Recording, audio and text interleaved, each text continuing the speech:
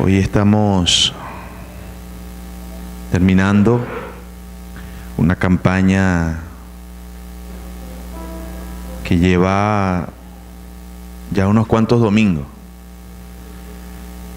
y ha sido un recorrido bien intenso porque nos ha permitido experimentar tantas emociones con José y su familia. Hemos pensado y sentido tantas cosas. Nos hemos alegrado, nos hemos sorprendido, hemos llorado, nos hemos emocionado, hemos quedado sin aliento, hemos quedado sin respuesta. Y yo quisiera tomar dos emociones negativas hoy,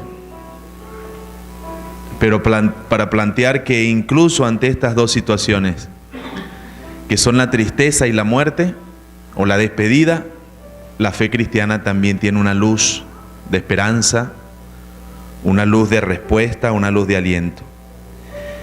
Y voy a comenzar el sermón, o voy a introducirlo con este himno, que hace una pregunta: ¿cómo podré estar triste?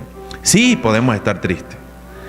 El himnólogo no quiere decir que uno no sienta tristeza. Jesús se entristeció.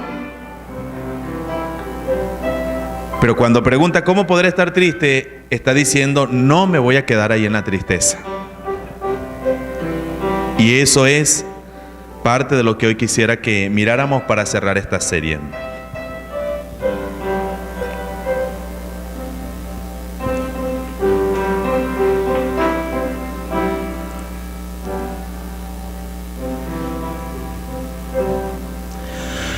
¿Cómo podré estar triste? ¿Cómo entre sombras ir? ¿Cómo sentirme solo y en el dolor vivir? Si Cristo es mi consuelo, mi amigo siempre fiel, si aún las aves tienen seguro asilo en él, si aún las aves tienen seguro asilo en él, feliz cantando alegre, yo vivo siempre aquí. Si Él cuida de las aves, cuidará también de mí. Nunca te desalientes, oigo al Señor decir, y en su palabra fiado, hago el dolor huir. A Cristo paso a paso, yo sigo sin cesar, y todas sus bondades me da sin limitar, y todas sus bondades me da sin limitar. Feliz cantando alegre, yo vivo siempre aquí. Si Él cuida de las aves, cuidará también de mí. Siempre que soy tentado, oigo al Señor decir, más cerca del camino, voy protegido en ti. Si en mí la fe desmaya y sufro de ansiedad, tan solo Él me levanta, me da seguridad. Tan solo Él me levanta, me da seguridad. Feliz, cantando alegre, yo vivo siempre aquí. Si Él cuida de las aves, cuidará también de mí. Qué manera de despedirse Jacob, qué manera de despedirse José. Al comenzar la serie, nosotros propusimos un triángulo que es una manera ilustrativa de ver nuestra vida. En la vida de un cristiano, el vértice superior o el ángulo superior muestra o apunta hacia Dios. El Dios que es, el Dios que promete. ¿Cómo se puede hablar de vida cristiana sin tomar en cuenta a Dios en serio? A un lado podemos decir que ciertamente lo que nos rodea nos influye. Otras personas, las circunstancias, hasta el mismo demonio con sus malos espíritus acechándonos, asediándonos. Pero por otra parte nosotros hemos querido subrayar la parte nuestra responsabilidad. Por eso la serie de mensajes la llamamos A pesar de todo, asume tu parte. Vimos una vida de José muy intensa. Los antecedentes familiares de José no fueron nada fáciles. Un padre ausente o pasivo, unos hermanos que competían y que tenían rencilla, una túnica de la discordia, chisme, competencia, hostilidad, violencia, incomprensión.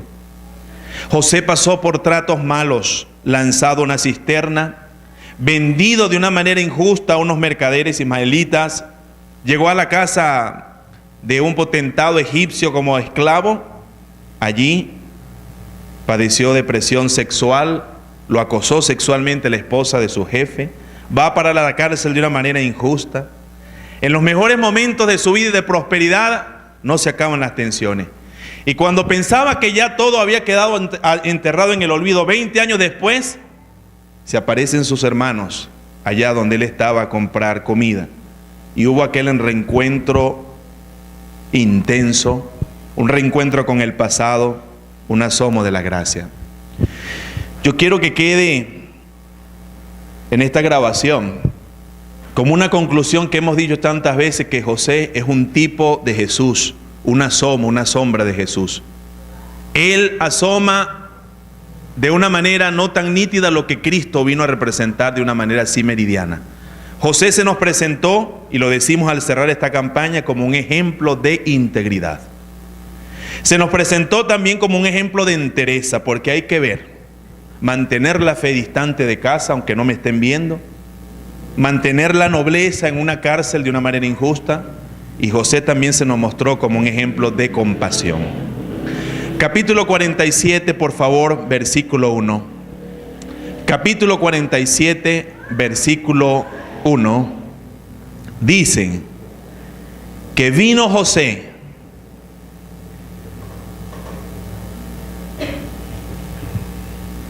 capítulo 47, versículos 27 y 28.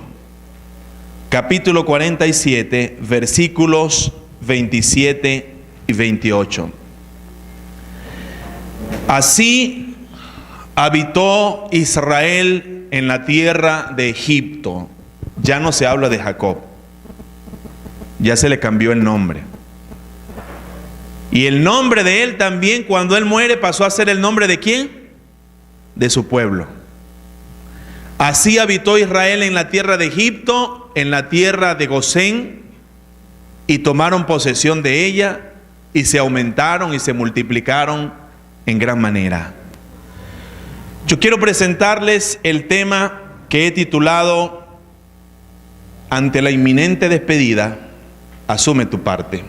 Hoy vamos a hablar un poco acerca de esos momentos de que no hablamos, porque nosotros nos preparamos para el nacimiento. Escogemos el nombre, pintamos el cuarto, decidimos de alguna póliza si podemos, o elegimos el mejor lugar para el nacimiento. Nos preparamos y el nacimiento se ha convertido en una experiencia familiar y colectiva. Todo el mundo se alegra y ahora con las redes sociales todo el mundo se entera también y celebra. Pero hay algunas cosas con relación a la muerte que preocupan, que dicen mucho cómo la gente vivió. Y yo quiero que pensemos un poco hoy en ese concepto que la gente le tiene miedo, que toca madera, que no lo quiere mencionar. En la Biblia la muerte es una realidad que debe ser vista también con los ojos de la fe. Por eso he titulado el mensaje ante la inminente despedida, asume tu parte. En el versículo que sigue, versículo 28, en este que acabamos de leer nos dicen que ellos vivieron allí, que ellos allí fructificaron, que tuvieron una larga vida, pero miren lo que dice el versículo 28. Y vivió Jacob en la tierra de Egipto 17 años. Jacob murió a la edad de ¿cuántos años? 147 años. Quítenle 17, los demás los tuvo en Canaán. En Gosén, en una tierra que no era la de él, que llegó circunstancialmente por hambruna y por propósito de Dios para que ese pueblo se formara ahí, escuche, vivió 17 años y fueron los días de Jacob, los años de su vida, 147 años. Pero nos dice que el viejo murió. Ahora hay tres cosas que yo quiero desarrollar y compartir con ustedes. En primer lugar, encontré en los capítulos 47 al 50 estas enseñanzas. La primera enseñanza que nos dice: vivamos de tal manera que al final los buenos recuerdos nos acompañen y no el remordimiento. Los recuerdos de la vida como un don que al final vamos a deshojar o vamos a acariciar, como he visto a tantos ancianos con sus pieles arrugadas, llenos de cana, moviendo nomás sus dedos, acariciándose en no sé qué. Vivamos de tal manera que al final, en el lecho de la despedida, nosotros podamos saborear buenos recuerdos y no estemos allí llenos de recuerdos de remordimientos. Y el caso de Jacob fue ese. En estos versículos nos dicen que el viejo tuvo una vida intensa, tuvo una vida larga, tuvo una vida fructífera, tuvo una vida no exenta de contradicciones, porque se la pasó sus primeros años ¿cómo? Mintiendo. Jacob tenía un problema con la mentira. Era timador, era mentiroso, estructuralmente hablando. Pero gracias al Señor que en el devenir de su vida Dios le dio una oportunidad. Y él se volvió en vida. Y al final, aquel que vivió robando terminó adorando. Aquel que vivió mintiendo terminó exhortando a su familia a seguir fieles al Señor. ¿Cómo quiere usted que sea su despedida? ¿Cómo se la imagina? Jacob nos habla de una vida intensa, larga, fructífera, pero una vida finita. En cualquier momento de la vida nos vamos a despedir. ¿Y qué hizo el viejo? 48, por favor, los versículos 5, 10 y 11. Voy a decir nomás capítulos y versículos porque todo es en Génesis. 48, versículos 5, 10 y 11. Génesis 48, versículo 5 dice: y ahora tus dos hijos, Efraín y Manasés. ¿Quiénes eran Efraín y Manasés? Si los que están cerca tienen celular, tienen que apagarlo. Los que están cerca de los monitores, para que podamos evitar interrupciones, habrá que apagar los celulares. Tus dos hijos, ¿quiénes eran Efraín y Manasés? Sus nietos. ¿Eran unos niños? No. Porque ¿cuántos años vivió Jacob allí? 17. Eran unos jóvenes adultos. Y les dijo, llámame a los muchachos. Dile a Manasés que pase. Y a Efraín, que te nacieron en la tierra de Egipto antes que viniese a ti la tierra de Egipto, a la tierra de Egipto, míos son, como Rubén y Simeón serán míos. Los tenía como unos hijos. Los llamó allí. Pero luego vamos al versículo que sigue, el versículo 10 y luego el 11. Fíjense lo que ocurre. Y los ojos de Israel estaban tan agravados por la vejez que no podía ver. Les hizo pues acercarse a él y les besó y los abrazó. Vamos al versículo 11, por favor. Y dijo Israel a José, no pensaba yo ver tu rostro, y he aquí Dios me ha hecho ver también a tu descendencia. No hay nada que deseen más los abuelos que ¿qué? Que ver a sus nietos, tocarlos, besarlos, y cuando se tengan que despedir, tener no solo a los hijos, sino a los nietos. Esa es una cosa grande. Ahí es donde yo quiero hacer algunas reflexiones bien prácticas. Sigan conmigo, creo que no he entrado a la médula del punto. Procuraré respetar el tiempo, honestamente, para que sigamos, pero hay unas cosas bien importantes que quiero decir. Me ha costado entrarle un poquito, por lo menos desde el punto de vista de la intención. Ayúdenme ustedes también. Culturalmente hablando, la muerte se ha dejado en manos de profesionales. Y las personas terminan confinadas en sitios que están limpios, con aire acondicionado, con camillas, con enfermeras y con médicos, pero mueren solos. Le llaman a las personas a las 3 de la tarde, mira, venga porque su familiar murió, y la gente se acerca. Yo creo que debería ser un llamado de reflexión, que después que nosotros vivimos con una persona tanto, la persona quede en manos de la nada, de la soledad. ¿Qué sintió cuando murió? ¿Qué pensó? Ahí no había nadie. Solo un aire acondicionado y unos sonidos de unas máquinas. La cultura hebrea nos enseña. Y ojalá todos pudiéramos morir así, como murió el viejo, rodeado de sus hijos, rodeado de sus nietos, afrontando ese momento como cualquier otro, porque la muerte no tiene la última palabra en nosotros, pero sí llenos de afecto incluso en esa oportunidad. Vio a sus nietos y como no podía con sus ojos percibirlos bien o discernirlos bien, tanteándolos agarró, los besó, los tocó antes de irse. Vivamos de tal manera que en este momento por el cual todos vamos a pasar, sea un momento lleno de buenos recuerdos, de buenas experiencias y no solo de dolores y remordimientos. A lo mejor habrá dolor, pero que no sea el dolor del remordimiento solamente el que nos esté tocando allí. Y ya le voy a decir por qué. 49:1-2, vamos allí.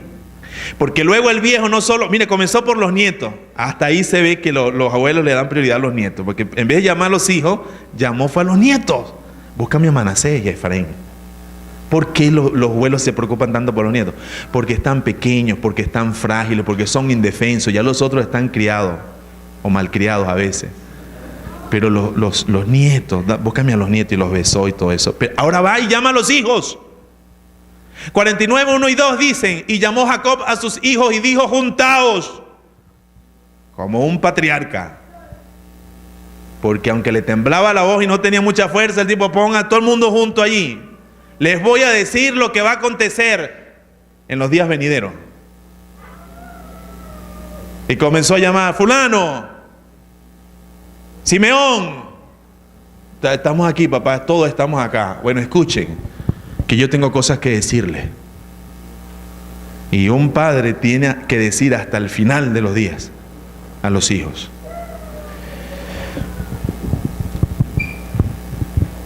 A los hermanos pintores aquí, yo sé que hay artistas, pero yo quisiera encomendarle a algún artista que pinte cuadros de los momentos estelares de la vida de José y su familia. Y este es un cuadro que hay que pintar. ¿Cómo lo pintaríamos? Una cosa que me llama atención del viejo es que aunque estaba cansado y no veía bien, los reconoció a todos. ¿Sabe que cuando uno tiene muchos hijos le dice todos los nombres al hijo menos el que tiene que decirle? Samuel, Sebastián, tú chico, tú que estás allá, ven acá, que te estoy llamando. Cuando hay bastante gente en la casa. Y mencionan todos los nombres menos el que, pero él los reconoció a todos. Todavía le gozó de esa gracia. Los reconoció y les comentó a contar su historia, porque le dijo, tú que naciste de esta manera, y mira, cuando yo te parí, y comenzó a contar todas las cosas. Porque el Padre individualiza, el Padre trata a cada quien como un individuo, como una persona al final de los días. Pero no solo eso, el viejo les profiere bendiciones y a cada quien le da una bendición. Vamos a 49:28 para que ustedes vean. 49:28. En 49:28 nosotros vemos esto de la bendición, y todos estos fueron las 12 tribus de Israel. Y esto fue lo que su padre les dijo al bendecirlos a cada uno. Por su bendición los bendijo. A cada quien le dio su porción.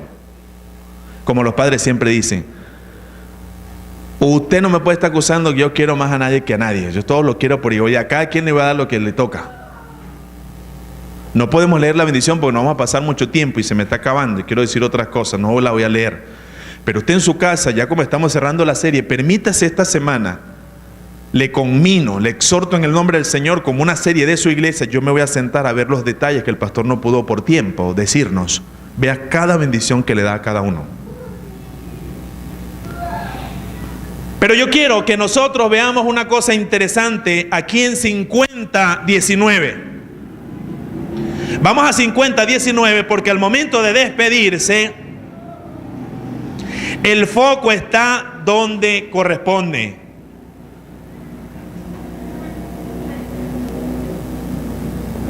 Jacob le dice, le hace una petición a José. ¿Qué le pide Jacob a José?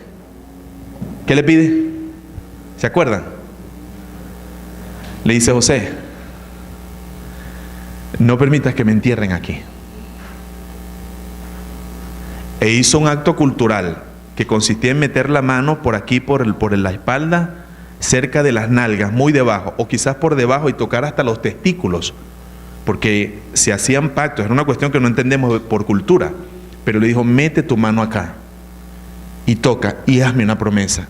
Y el hijo le dijo, papá, yo te prometo que tus deseos van a ser cumplidos. Yo te voy a llevar a Canaán, te voy a enterrar allá, en la tumba, ¿cómo se llamaba? Macpela. ¿Dónde estaban quiénes? Abraham y Sara, Isaac. ¿Y quién? Raquel. Sí, Raquel, la Isaac. Y la de Jacob era Lea, porque ahí no estaba la bien amada. Pero entonces, llévame allá. ¿Saben por qué? Porque a lo mejor a uno se le olvidan los nombres y se le olvidan las caras, pero que no se nos olvide al final dónde está nuestra promesa y dónde está nuestra herencia. Jacob estaba diciendo, mi herencia no está en Egipto, mi herencia está en Canaán. Y era diciéndole, acuérdense, por mucho que prosperen aquí, y aquí hay grano circunstancialmente, pero nuestro destino final no es esto. Dios le dijo a nuestros padres que nos iba a dar una tierra prometida donde fluye leche y miel. Y es como nosotros decir, por mucho que prosperen en esta tierra, acuérdense dónde está la patria celestial.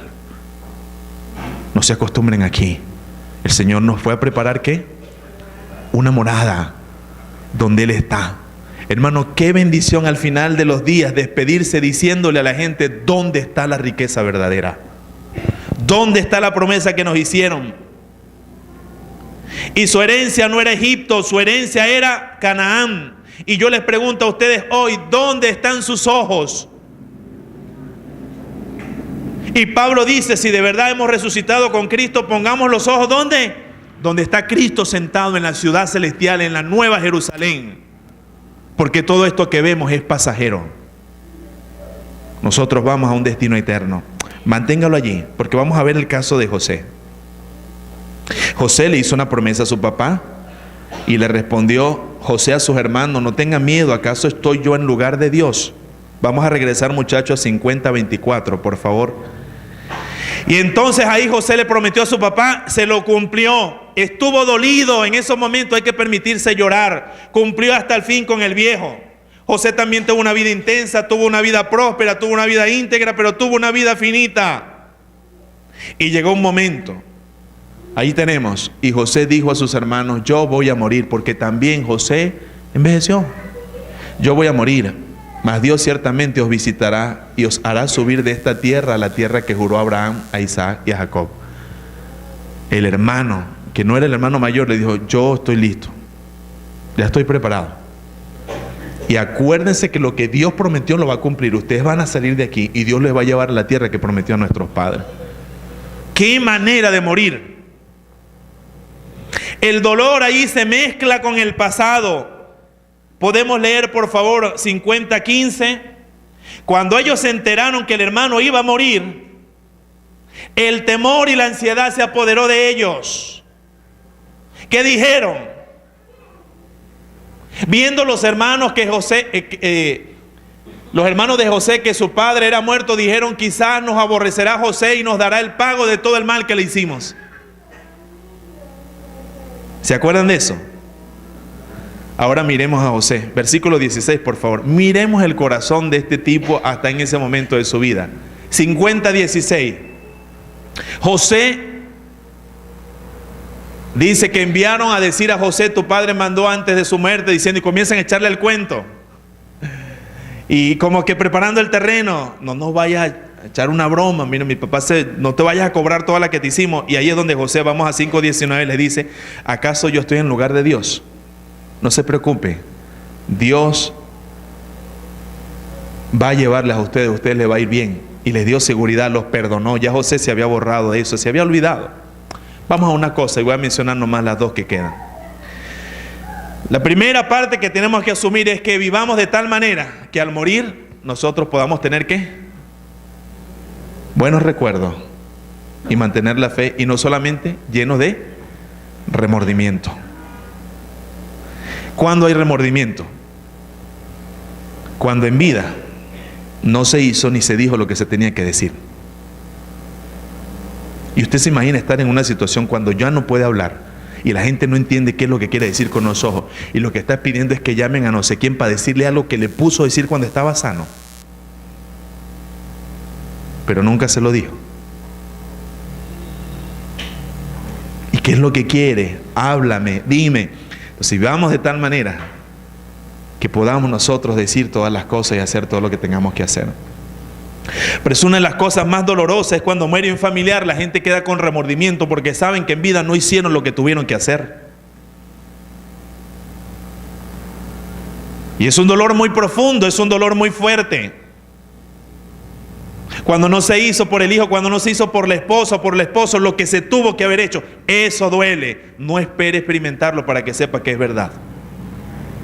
La segunda cosa es que los seres amados vivamos de tal manera que podamos tenerlos como compañeros en ese momento, rodeando la vida.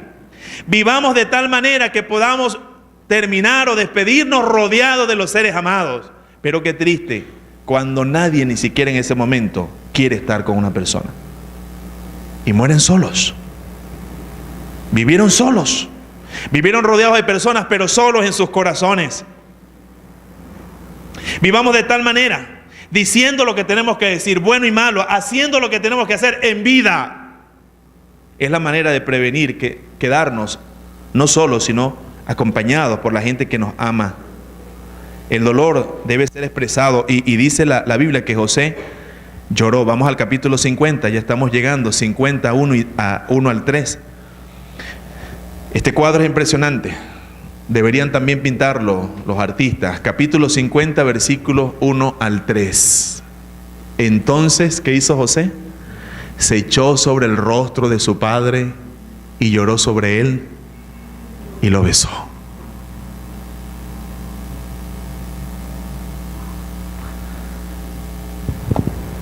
Un sentimiento profundo de orfandad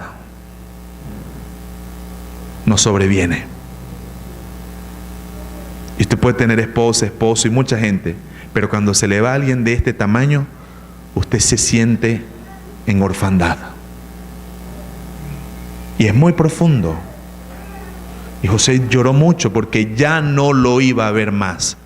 ¿Qué es lo que recuerda usted de ese ser querido que le marcó? Le aseguro que es su olor, su sonrisa, los momentos agradables, los recuerdos. Esas imágenes son las que quedan, no las discusiones teológicas ni las discusiones financieras.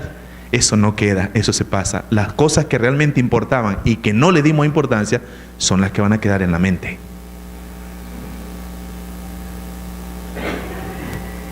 Y allí estaba.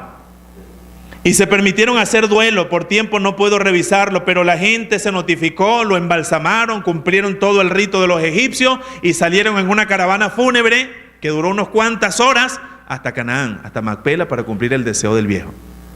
Imaginen la caballería, el calor, el polvo y la cosa, el sollozo, la historia, tantos recuerdos que se le venían a José y a sus hermanos. Porque ese es un momento de recordar. Lo último que quiero decir, hermano, es que vivamos de tal manera que al final la fe y la esperanza que nos da Cristo nos puedan sostener. Que podamos morir llenos de esperanza y no de fatalidad. Y respecto a la muerte, mucho cuidado, porque hay muchos conceptos por allí que no están bien. Y la gente inventa y le dice a los niños, queriendo graficarlo o ilustrarlo, y le dice cosas que no son ciertas. Y tenemos buenas intenciones, pero entonces formamos en los niños unos conceptos que no son. Se fue un largo viaje, decimos. O no, mira, se fue a pasear y le salieron unas alitas y se fue. No, ok, buscamos la manera. Pero en la Biblia hay maneras que dan cuenta de lo que la Biblia dice de la muerte y lo que nosotros tenemos que pensar de ella. Mucho cuidado con los conceptos en la sociedad. Esos conceptos, y a ver, ¿qué pudiera mencionar acá? La doctrina cristiana fundamental para ver la muerte es la resurrección. La resurrección. La muerte es un horror y es un enemigo de la vida y no fue parte del proyecto de Dios. La muerte ingresó al mundo, ¿por qué? Por consecuencia del pecado. Y es el último enemigo. Podemos buscar, por favor, otro pasaje. Primera los Corintios 15:26. Los tienen por allí. Primera los Corintios 15:26. La Biblia dice que la muerte es el último enemigo que hay que vencer. Primera los Corintios 15:26. Y la Biblia dice que la muerte entró al mundo ¿por cuántos hombres? Por un hombre, ¿se llamaba cómo?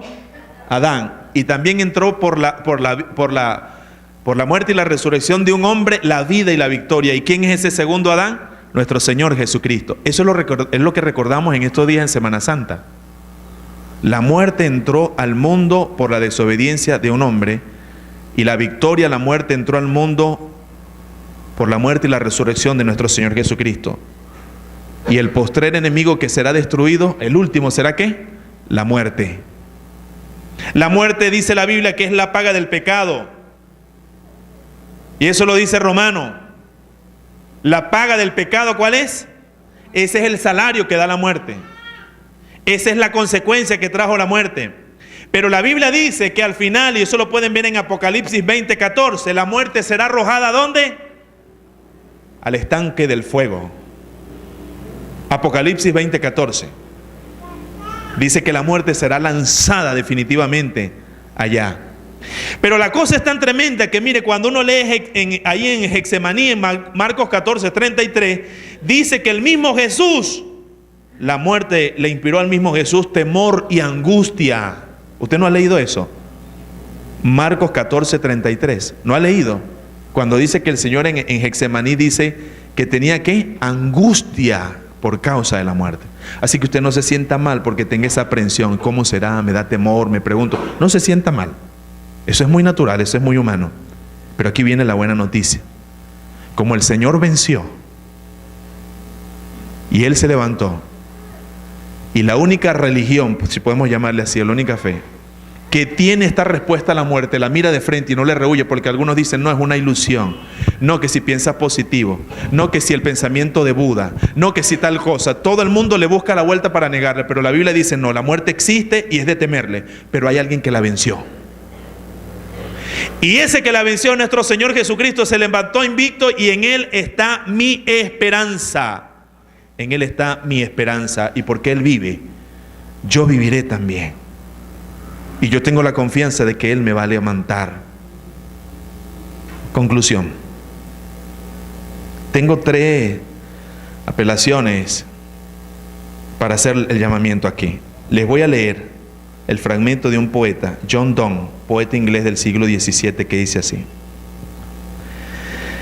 toda la humanidad es de un solo autor y es un solo libro. Cuando un hombre muere, un capítulo es arrancado del libro, pero es traducido a un mejor lenguaje. Y cada capítulo debe ser traducido así. Dios utiliza varios traductores. Unas partes son traducidas por la edad, otras por la enfermedad, otras por la guerra y otras por la justicia. Pero la mano de Dios está en cada traducción, y su mano encuadernará otra vez hojas dispersas para esa biblioteca, donde cada libro estará abierto el uno para el otro. Cierto padre hizo una reflexión y escribió esto de lo que quería hacer para dejarle a sus hijos. Él se preguntó, escuchen, esta es la segunda apelación que tengo para ustedes y para mí. ¿Qué imágenes recordará mi hijo cuando se acerque a la sencilla lápida de granito? ¿Qué recordarán mis hijas y mi esposa? Y dijo, he decidido darles menos sermones, decir menos trivialidades, criticar menos. Les daré imágenes que les ayuden a vivir, que puedan consolarlos, animarlos y mantenerlos reenfocados en mi ausencia. Porque cuando me haya ido, solo habrá silencio y recuerdos. Última apelación. 3 lecciones nos dejó José. En primer lugar, que todas las cosas ayudan a bien. Aquellos que aman a Dios, incluso la muerte ayuda a bien. Clave, amemos a Dios en vida. Segunda cosa que nos dejó José. Viva como José. Él vivió libre de rencores y amarguras, a pesar de todo lo que le pasó y a pesar de todo lo que le hicieron y lo que él hizo. Usted decide hoy si va a vivir lleno de rencores, de amarguras y de reclamos, o usted se libera de eso y yo asumo mi parte. No importa lo que me hicieron, no importa lo que tuve, lo que no tuve, que mi mamá, que mis hermanos. José dijo, ustedes pensaron, pero Dios encaminó y yo decidí. Última lección que nos deja José. Cuando José se enfrentó a la muerte, escuchen esto, estaba en paz con Dios y en paz con los hombres. Si a usted le toca enfrentar la muerte ahora mismo, usted se irá en paz con Dios y en paz con todos, comenzando por usted mismo. ¿Qué manera de morir? Pablo dijo, he acabado la carrera, he guardado la fe, por lo demás, me está reservada la corona de vida que Dios promete a todos los que le siguieron, los que fueron fieles y los que amaron y esperaron su venida. Yo me llevo el reto y lo dije ayer. Yo me preguntaba, no solo por la edad, sino que ciertamente como pastor me he dicho varias veces, ¿por qué nosotros no hablamos de esto en la mesa?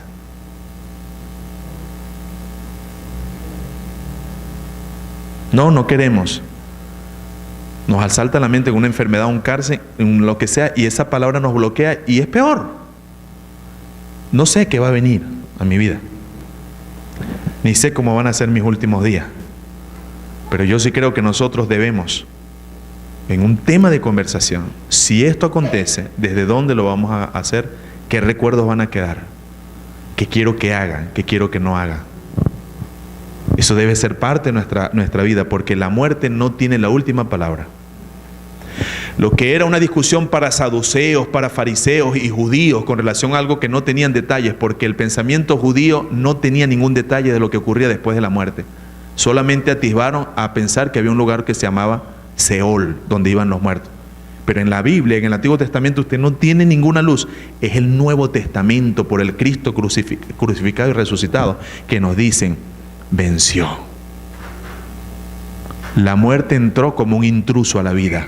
No era parte del proyecto de Dios. Y vino como enemiga de la vida. Y nadie la controlaba. Y se andaba pamoreando, metiéndole temor a la gente y engañándolo, hasta que vino Cristo y le dijo, ¿dónde?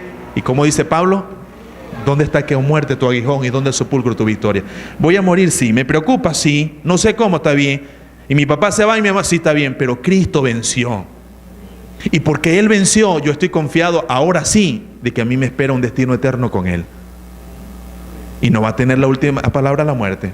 Por eso los hijos que están aquí, comenzando por los míos, todos, tienen que saber lo que es la fe de esta comunidad cristiana y de los cristianos en el resucitado. Nuestros hijos tienen que ir aprendiendo de una vez. Esos son temas que hay que conversarlos. Y para que ellos sepan que sí se vale llorar, que sí se vale lamentar, pero que al final lo mejor va a ser quedarnos con los buenos recuerdos y no solo con remordimiento, y quedarnos con la fe y la esperanza que abrazamos en vida. Qué bueno despedir al viejo y a la vieja diciendo, no fueron perfectos, pero amaron al Señor y me enseñaron a amar al Señor y yo lo sigo. Y sigo a ese Cristo y tenemos la confianza que al final vamos a estar en su presencia eternamente, gozando las delicias a su diestra, a su presencia. Usted no tiene que tocar madera, usted no tiene que perder el sueño, usted no tiene que tenerle miedo ni a muerte, ni a tumor, ni nada. Que venga lo que venga, Dios nos libre. Esperamos que sea sin sufrimiento, pero aún si es con sufrimiento, el que venció va a estar con nosotros y nos va a dar aliento, y la mano de este lado va a estar también otra del otro lado, que dice, ¿te acuerdas que con una mano te sostuve en vida? Ahora la otra está del otro lado de la tumba y dice, bienvenido, entra en el gozo de tu Señor. Yo vencí y tú eres vencedor conmigo. Así se despide Jacob. Como lo hemos visto hoy, así se despide José. Vamos a cerrar los ojos. Quiero que hagamos este ejercicio final para despedir esta serie.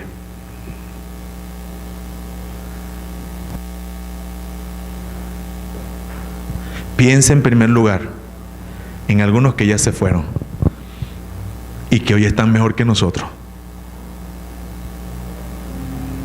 porque descansaron de sus dolores. Ya ellos trascendieron por la victoria de Cristo Rey.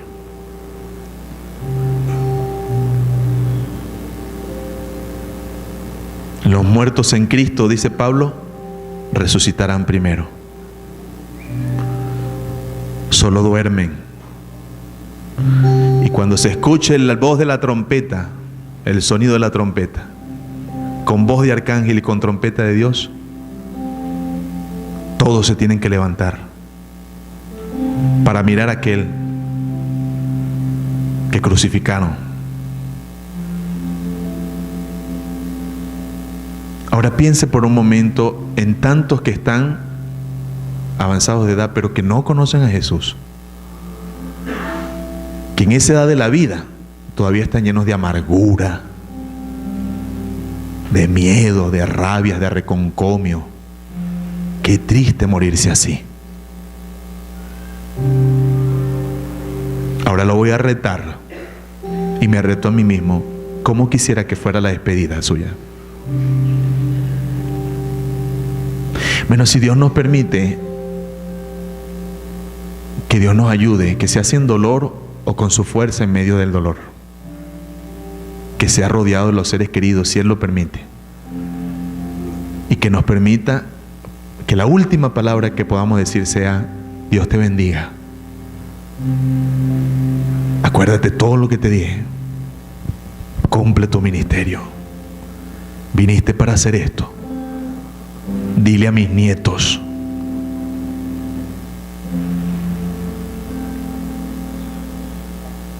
Escuché en estos días un testimonio.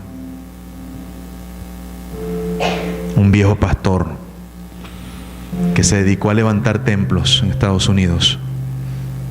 No tenía preparación teológica, pero siempre andaba buscando predicarle a otro, y llamó a su hijo, a uno de los hijos que se hizo pastor, con angustia, ya se estaba yendo, y le dijo: uno más para Cristo. Acuérdate, gánate uno más para Cristo. Uno más para Cristo. Uno más para Cristo. Si Dios durante este tiempo le habló, me habló, y usted quiere acompañarme, bien en el sermón de la tentación, en el sermón de los pleitos con los hermanos, en el sermón del reencuentro con los hermanos, en fin, cualquier sermón por allí, vamos a estar de pie y vamos a decir: Señor, gracias por este tiempo, gracias por tu palabra, gracias por hablarnos,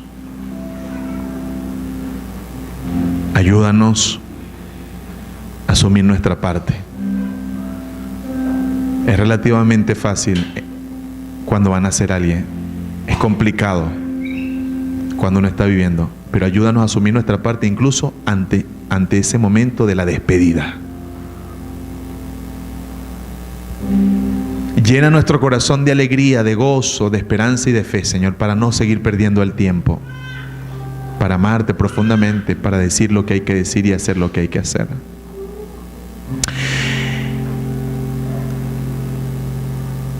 Vamos a entonar, Mauricio, una parte de ese himno, porque Él vive. Podemos hacerlo por la mayor o por sol mayor. Si me das el tono, por favor. Ustedes conocen, dice: yo sé que un día el río cruzaré con el dolor, batallaré. Ya alguien peleó y ganó. Y al ver la vida triunfando invicta, veré gloriosas luces y veré al Rey, porque Él vive. Triunfaré mañana, porque Él vive. Ya no hay dolor, porque yo sé que el futuro es yo. La vida vale más y más solo por Él.